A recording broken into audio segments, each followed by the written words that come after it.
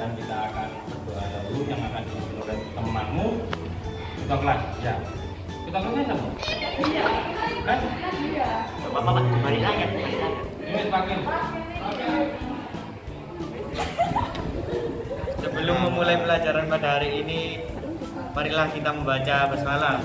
Bismillahirrahmanirrahim. Alhamdulillah, dengan doa kita mulai pelajaran hari ini. Tapi sebelumnya Pak Amar akan mengabsen. Ada yang tidak masuk? Masuk semua. Alhamdulillah. Baiklah, mengingatkan lagi, kemarin kita sudah membahas tentang apa cilik. Asal-usul pesantren kan perannya dalam dakwah Islam. Kalau sekarang kita akan membahas tentang perkembangan pondok pesantren di berbagai wilayah Indonesia. Perlu diketahui, perkembangan agama Islam di Indonesia itu atas jasanya para dai, para wali. Seiling wali songo sapa ae. Yang paling dekat di Jawa Timur, Sunan Ampel. Sunan? Paling Sunan Giri, Sunan Gresik, Sunan, terus Sunan Derajat. Umur pinter kan? Kalau lagi. Kamu berapa ini? 2. Kemenang. Ya. Jadi kemarin kalau para ahli sejarah menganggap bahwa yang pertama kali mendirikan pondok pesantren adalah Sunan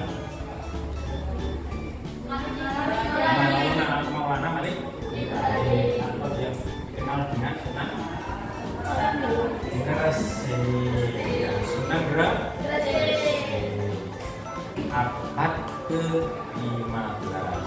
Setelah itu berkembang tentunya sampai sekarang. Indonesia mayoritas penduduknya Islam. Berapa persen?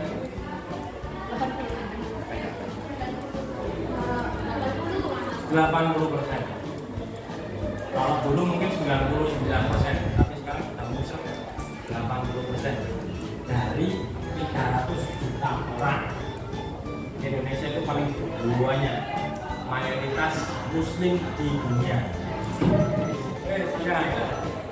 Oh ya, jadi tujuan pembelajaran pada kali ini biar kalian itu bisa mengidentifikasi, ya, bisa menganalisis bagaimana perkembangan pondok pesantren yang ada di Indonesia. Pak Amar harapkan kalian itu bisa melihat fase-fase atau bisa memahami fase-fase perkembangan pondok pesantren yang ada di Indonesia. Karena bangsa pesantren itu banyak jasanya bagi kemerdekaan Indonesia. Dengan resolusi jihad yang dikeluarkan oleh Kiai Haji Hasyim Asy'ari, sehingga Indonesia bergerak untuk melawan penjajah. Indonesia pernah dijajah oleh bangsa dan Jepang. sejarah oleh satu biasanya Indonesia Jawa. Biasanya oleh satu atau 60 lah paling tidak. Ya gurumu saya ke S1 loh. Baiklah, kita akan melanjutkan diskusi, tapi sebelum itu kalian bisa melihat video yang akan ditayangkan di proyektor tentang materi hari ini, yaitu perkembangan pondok pesantren di Indonesia. Ya. Bisa kalian amati atau nanti kalau ada yang penting kalian bisa catat. Oke? Silakan dilihat ya videonya. Apakah kalian pernah mendengar tentang sebuah pesantren terbesar di Indonesia yang lokasinya berada di Jawa Timur? Pesantren ini merupakan pesantren yang berada di Pasuruan, lebih tepatnya di Sidogiri, Kraton Pasuruan, Jawa Timur.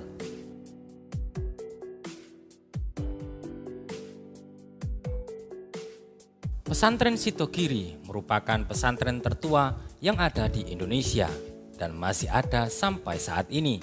Pesantren yang didirikan oleh Sayyid Sulaiman ini diperkirakan berdiri pada tahun 1718 Masehi di masa pendudukan Belanda. Pada video kali ini kita tidak akan membicarakan tentang satu pesantren saja, akan tetapi lebih luas lagi kita akan membahas perkembangan pesantren yang ada di berbagai wilayah negara Indonesia.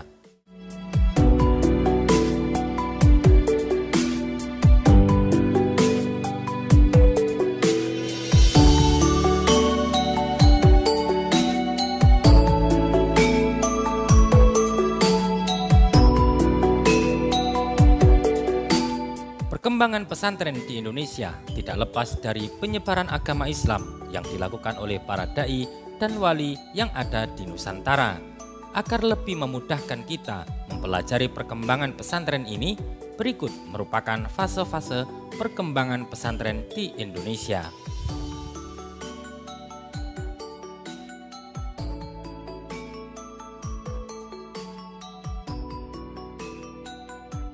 Berdirinya dan perkembangan pesantren tidak dapat dipisahkan dengan zaman Wali Songo, sehingga tidak berlebihan bila dikatakan pondok pesantren. Yang pertama kali adalah pondok pesantren yang didirikan oleh Syekh Maulana Malik Ibrahim. Syekh Maulana Malik Ibrahim yang wafat pada 12 Rabiul Awal 822 Hijriah bertepatan dengan 8 April 1419 Masehi adalah orang pertama dari Wali Songo yang menyebarkan agama Islam di Jawa, sehingga dapat disimpulkan bahwa lembaga pesantren itu sudah ada sejak abad ke-15. Dalam perkembangan pesantren, tokoh yang dianggap berhasil. Anak-anak, tadi kalian sudah melihat video di proyektor. Sebelum kita lanjutkan membahas diskusi, mungkin ada yang mau bertanya, silakan angkat tangannya. Ya, dari kelompok 1 silakan tanya. Yang di bandar, suaranya. Memang apa peran pesantren dalam kemerdekaan Indonesia? Ya, pertanyaan yang bagus. Apa peran pesantren Dalam kemerdekaan Indonesia. dalam kemerdekaan Indonesia? Tadi kita sudah lihat bahwa ada fase-fase perkembangan pondok pesantren. Yang pertama fase masuknya Islam ke Indonesia. Yang kedua fase masa kolonial. Yang ketiga fase kemerdekaan. Mungkin ada yang bisa jawab. Acungkan tangan. Ya, halo. Ya, halo. Ya. Dalam perspektif sejarah, pesantren sering mengadakan perlawanan secara silih berganti selama terhadap Adam. Sangat bagus sekali. Tepuk tangan. Yang semangat, yang semangat. Ternyata banyak burung darah di sini ya. Oke, itu adalah jawaban yang sangat bagus. Mungkin ada yang mau jawab lagi. Apa sih perannya pesantren bagi kemerdekaan Indonesia? Ada yang punya pikiran sendiri mungkin? Ada? Baiklah, jadi peran pesantren dalam kemerdekaan Indonesia sangat banyak sekali. Makanya tokoh-tokoh nasional di Indonesia kebanyakan adalah dari pondok pesantren. Contohnya siapa, Pak? Ada yang dari Sumatera, pahlawan wanita. Tokoh nasional namanya siapa? Ayo. Pahlawan nasional perempuan dari Sumatera. Cut Nyadim.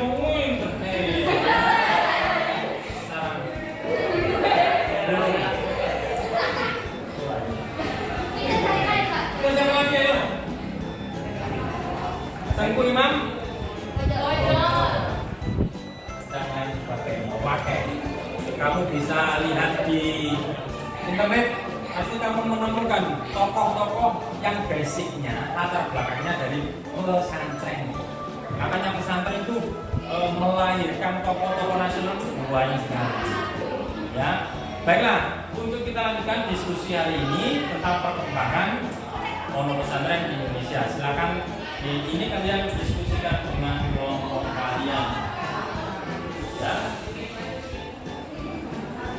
Itu ada artikel sebagai acuan kalian diskusi untuk membuat resum. Ya. Nanti ada setelah dilihat artikelnya kalian membuat resum. Setelah itu kalian akan mempresentasikan di depan kelas kelompok satu persatu. Ya. Silakan kalian diskusikan.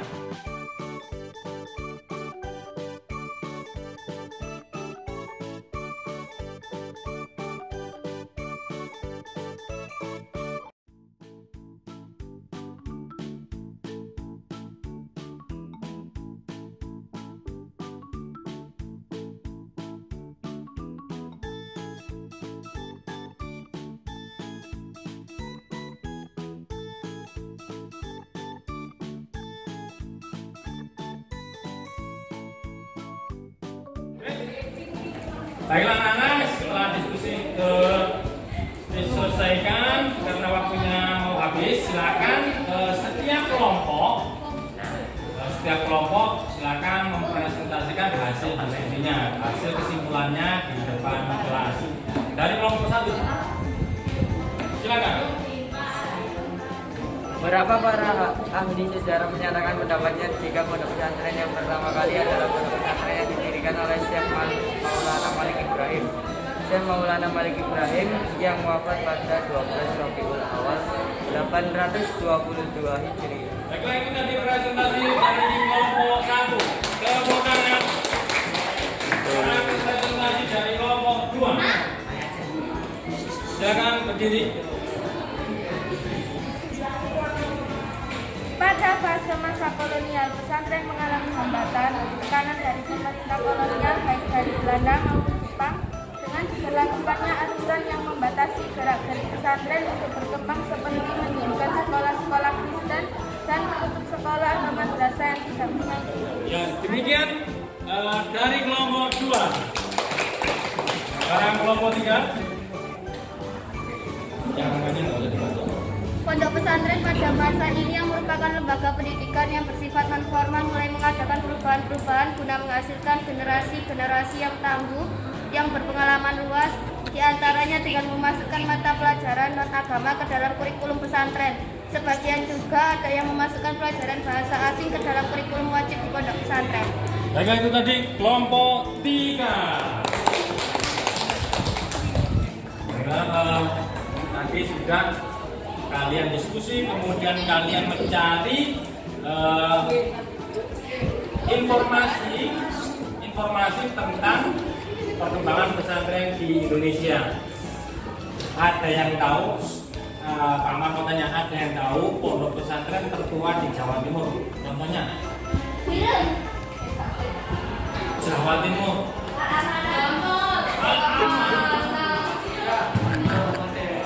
Gontor, ada yang lebih tua lagi dari Gontor.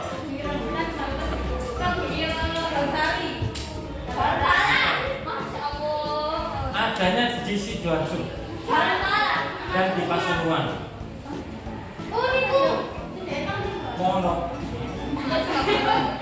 Pondok pesantren Sidogiri Pasuruan.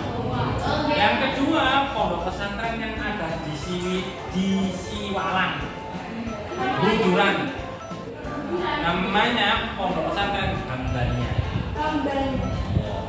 Pondok pesantren ini adalah salah satu pondok tertua yang mana pernah menjadi tempat belajarnya pendiri NU. Siapa?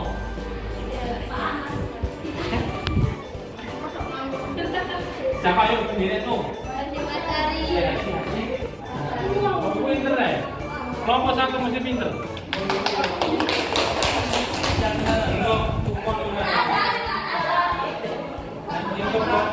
Per kelompok 5.000 dipotong 40% tadi kali 10%. Jadi kita bisa tarik kesimpulan ya. Jadi Jadi bisa kita tarik kesimpulan jika fase perkembangan pesantren yang ada di Indonesia melalui 3 tahap, dilihat itu 3 tahap, yaitu fase apa saja? Ya, maksudnya Islam Indonesia? Masa kolonial dan fase kemerdekaan. Terus kemudian di masa yang sekarang ini, kamu bisa lihat, menurut kamu pondok pesantren yang sekarang itu termasuk dalam pesantren modern apa tradisional? Kok kamu bisa bicara ngomong kalau itu modern, kenapa?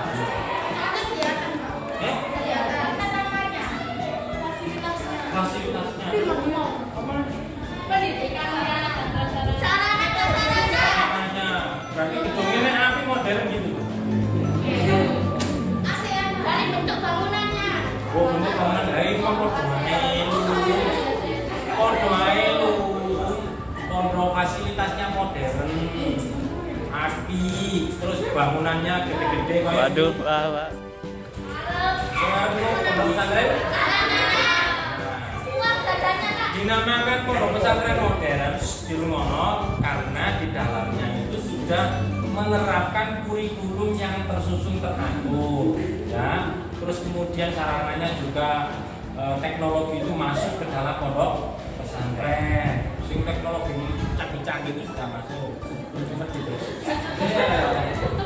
Wes ya, baiklah itu tadi kita akan berjumpa lagi di kesempatan yang akan datang tentang kita akan membahas tentang kearifan lokal di Indonesia, tradisi lokal di Indonesia yang telah mengalami akulturasi dan asimilasi dengan budaya Islam, dengan keislaman ya. Di bab yang keempat. Jadi minggu depan kalian akan belajar itu, karena harap kalian mau belajar dan membaca tentang kearifan lokal yang ada di Indonesia. Setelah ini kalian mengerjakan tugas individu lagi untuk memantapkan pemahaman kalian tentang materi pada hari ini. Silakan kalian kerjakan tugas individunya, kalian nanti akan kembalikan lagi atau dikumpulkan tugasnya ya. Silakan.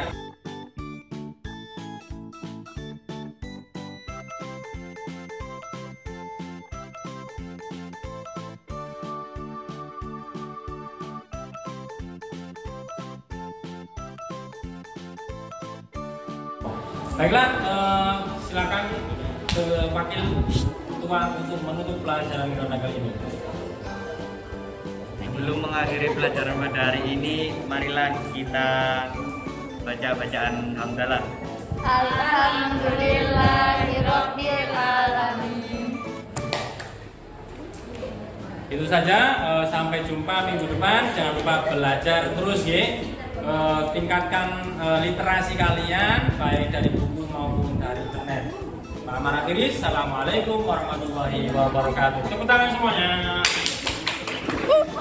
Bisa. Pun. Yang mau bertanya silakan angkat tangannya. Mengadakan perlawanan secara silih berganti selama beradab-adab. Beradab-adab.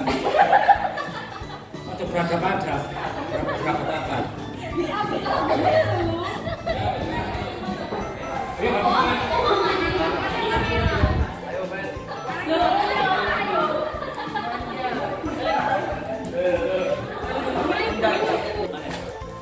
Di pause ya, jangan lupa di pause. Ayo Mansuan. Ayo.